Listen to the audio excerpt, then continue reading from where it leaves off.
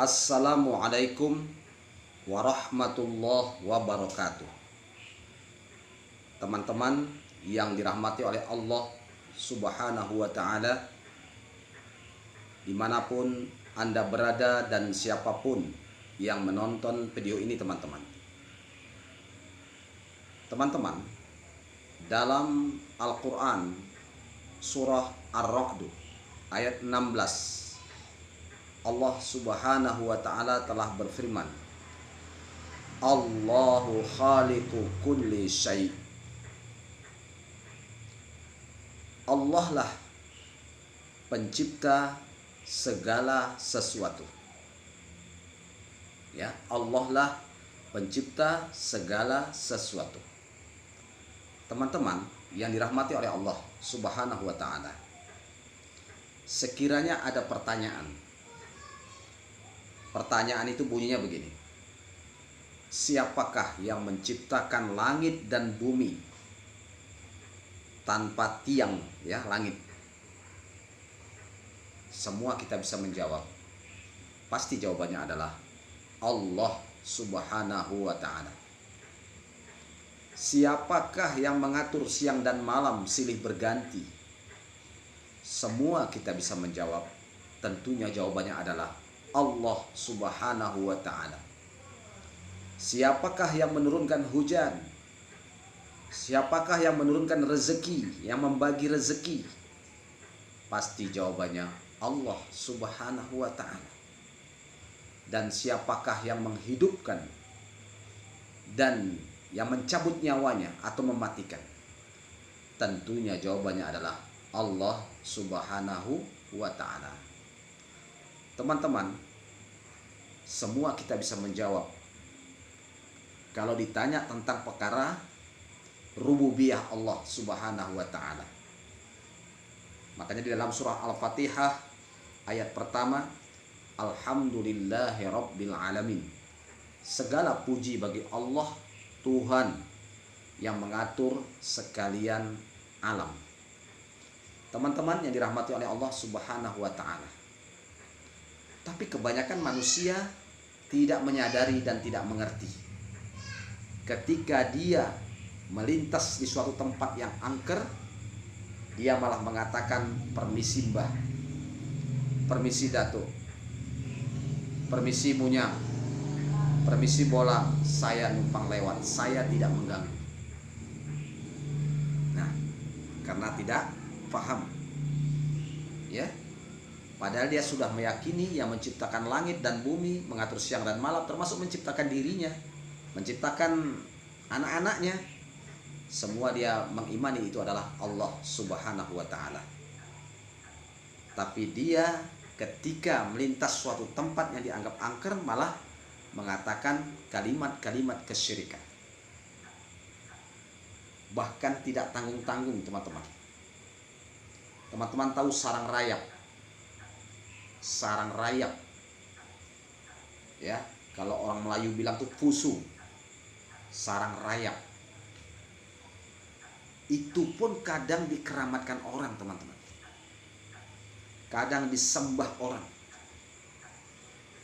Ditaruhlah sesaji di situ. Bahkan setiap lewat dari lokasi itu, dia mengatakan, maaf datuk, aku tidak ganggu, aku sekedar numpang lewat. Sebagian ada mengatakan kalimatnya tabi. Permisi. Nah, ini merupakan kalimat-kalimat kesyirikan. Kenapa tidak berlindung kepada Allah? Kenapa tidak menggantungkan diri kepada Allah Subhanahu wa ta'ala? Bukankah musibah bencana itu datang dari Allah? Semua orang tahu kan? Bencana musibah datang dari Allah. Tapi kenapa meminta kepada selain Allah Subhanahu wa ta'ala? Kenapa minta perlindungan kepada selain Allah Subhanahu wa ta'ala? Padahal dia cukup ta'awud saja, sudah berlindung kepada Allah Subhanahu wa ta'ala. A'udzubika limatillahi tammatin min syarri ma khalaq.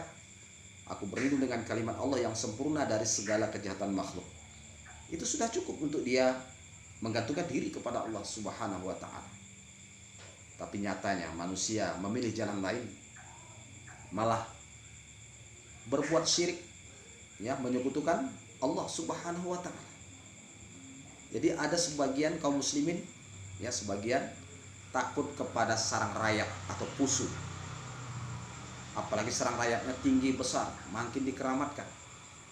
Kadang makin dipagar, dikasih lampu penerang, dikasih parfum yang wangi, dibalut kain putih atau kain kuning, ya. Nah, ini menyembah kepada sarang rayap, teman-teman, ya. Ada lagi orang menyembah tunggul. Tahu teman-teman tunggul? Tunggul kayu yang bekas potongan, tunggul, ya. Biasanya kayu-kayu tua itu, ya.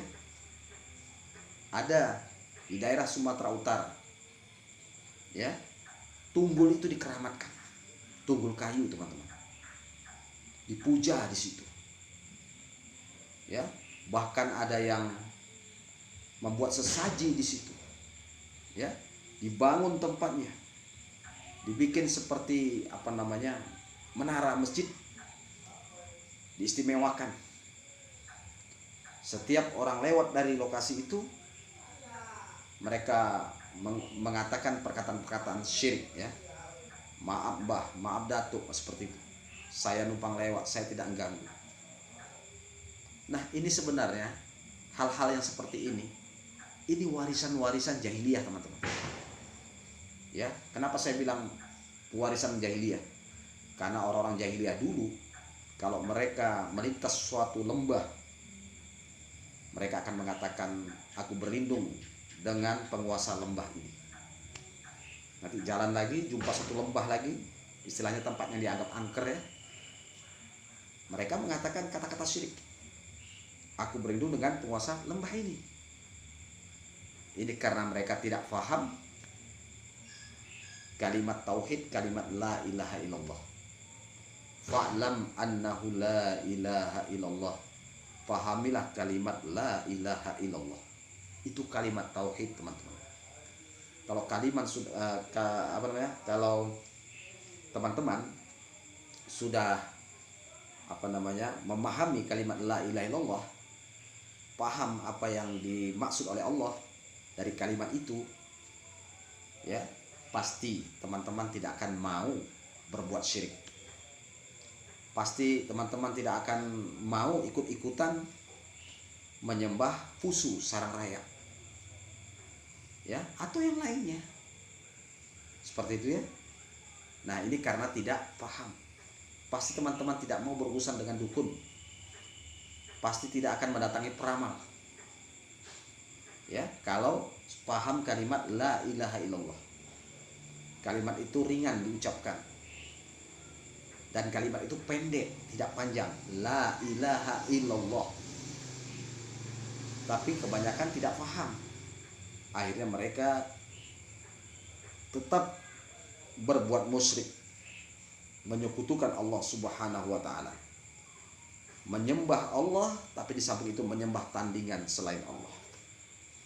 Ya, Allah dibikin saingan, ada saingannya, ada tandingannya. Kalau ditanya, mereka juga sholat. Akan tetapi mereka ketika seperti ini mereka menyembah, berarti kan menyembah tandingan. Ya, itulah namanya Allah diserikatkan, diduakan. Jadi agama kita ini agama murni yang bersih dari perkara-perkara syirik, karena dia agama tauhid. Agama tauhid, agama yang bersih, agama yang murni, bersih dari syirik, dari khurafat, dari tahayul. Ya, teman-teman yang dirahmati oleh Allah Subhanahu wa taala, oleh karena itu bisa jadi orang yang rajin atau sering, ya, atau hobi melakukan perbuatan-perbuatan seperti ini, apalagi nanti meletakkan sesaji di sarang pusu tadi, akhirnya jin terundang. Ya, jin terundang setan masuk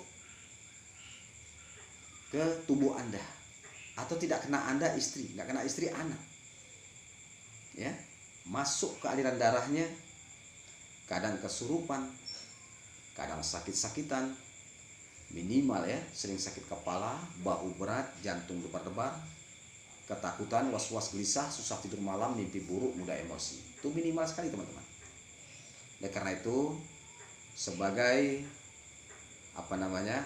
nasihat saya ya, kita harus kenali dulu tauhid itu apa.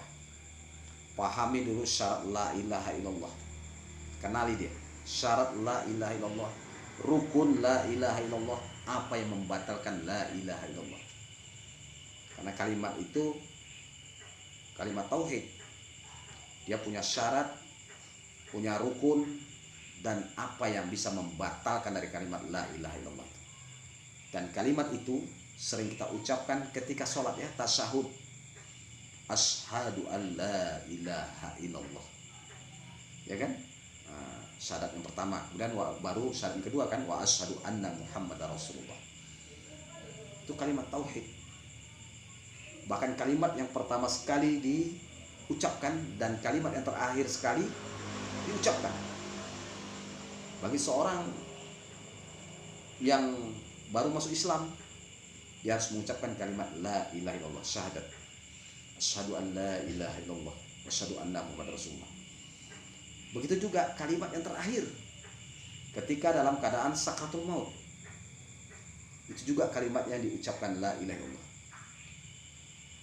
Kata Nabi, "Man mata wa huwa ya'lamu annahu la ilaha illallah dakhala jannah." Barang siapa yang matinya bisa mengucapkan kalimat la ilaha illallah, maka dia masuk surga. Bahkan zikir yang paling tinggi adalah la ilaha illallah. Afdalu zikri fa'lam annahu la ilaha illallah. Sebaik-baik zikir adalah la ilaha illallah. Ya, setinggi-tinggi zikir adalah la ilaha illallah. Serendah-rendah zikir atau sekecil-kecil zikir menyingkirkan gangguan yang ada di tengah jalan. Apa yang menghalangi jalan? Mungkin ranting, cabang kayu, ya apa saja yang ada di jalan, entah batu besar terletak di situ yang bisa berbahaya kepada orang yang melintas, kita singkirkan. Dan itulah serendah-rendah zikir. Tapi setinggi-tinggi zikir adalah la ilaha illallah. Ya teman-teman.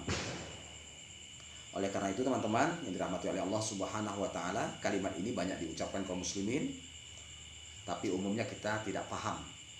Makanya masih masih melakukan perbuatan-perbuatan syirik, masih hobi pergi ke dukun, minta pelaris sama dukun, minta jimat, minta tangkal, nanam ayam hitam, ayam jemani di depan rumah, ya, nanam tong angsa busuk di sudut-sudut rumah, depan pintu, apapun jenisnya, sapu gerang ditaruh di atas pintu, atas jendela, atau taruh di sudut-sudut, ya, meletakkan bubur merah, bubur putih, taruh di sudut-sudut rumah atau di ruangan kamar atau di bawah kolong tempat tidur. Nah, ini merupakan perkara-perkara kesyirikan yang harus kita tinggalkan, karena ini merusak akidah. Ujungnya ibadah kita sia-sia, tidak mendapatkan pahala. Ya, karena apa? Karena kita berbuat syirik. Makanya jangan sempat kita mati membawa dosa syirik. Jadi kalau selama ini kita pernah melakukan perbuatan syirik, nasihat saya tobat. Jadi sebanyak apapun dosa Anda, kalau Anda tobat diampuni oleh Allah Subhanahu wa taala. Asalkan tobatnya jangan dua keadaan. Ada dua keadaan tobat itu sudah nggak diterima oleh Allah Subhanahu wa taala. Yang pertama sekali, ketika malaikat maut sudah duduk di atas kepala kita, ingin mencabut nyawa kita.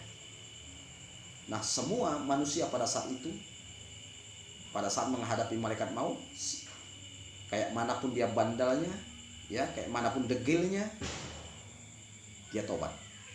Bahkan minta dijeda, sesaat pun jadi. Tapi sudah ditutup pintu tobat. Dia sudah tobat, niat kepingin tobat, tapi sudah ditutup, tidak bisa. Begitu juga nanti di akhir zaman, ketika matahari terbit dari arah barat, ya, jangan sempat kita jumpa itu. Ya, kalau jumpa kita tobat, orang tobat pada saat itu tobatnya sudah ditutup, sudah tidak diterima oleh Allah Subhanahu wa taala. Selagi napas masih mendengus, jantung masih berdetak, darah kita masih mengalir, selagi matahari belum terbit dari arah barat, malaikat maut belum duduk di atas kepala, artinya pintu tobat masih terbuka lebar-lebar. Jadi masih ada kesempatan, ya teman-teman. Jadi oleh karena itu teman-teman, mari tinggalkan perkara-perkara syirik, ya. Walaupun itu sudah menjadi tradisi teman-teman.